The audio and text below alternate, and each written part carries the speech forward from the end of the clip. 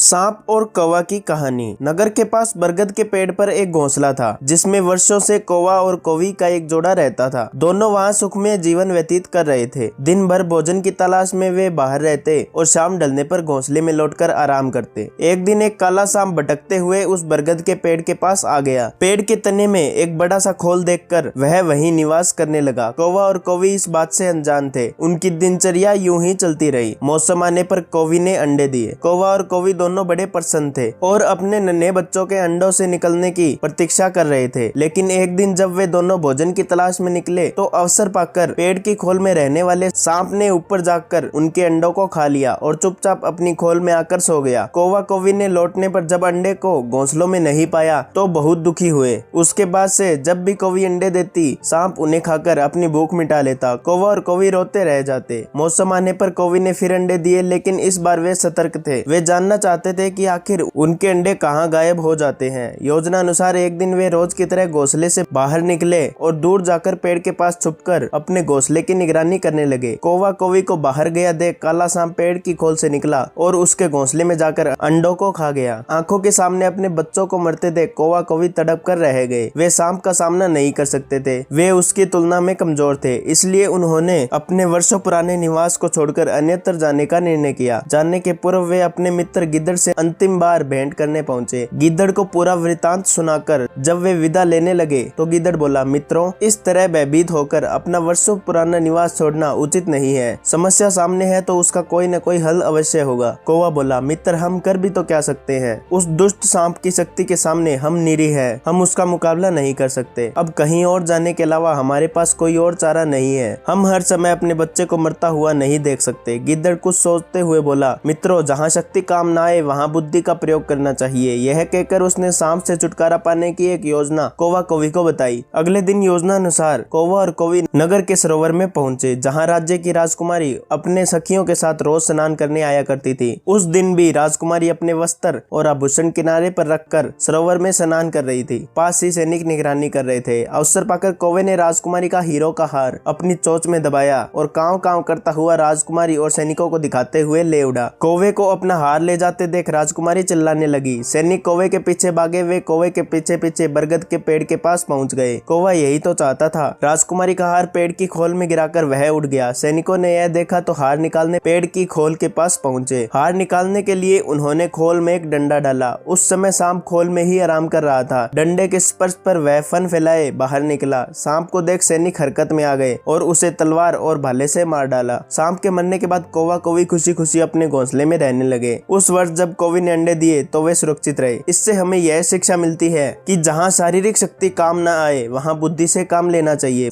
बुद्धि से बड़ा काम किया जा सकता है और किसी भी संकट का हल निकाला जा सकता है। ऐसी ही प्रेरणादायक और मोटिवेशन स्टोरी के लिए हमारे चैनल को सब्सक्राइब जरूर करें और वीडियो पसंद आई तो एक लाइक जरूर करें। आपकी इसके बारे में क्या राय है, कमेंट करके जरूर बताएं। मिलते हैं किसी और नई वीडियो के साथ, तब तक के लिए बाय।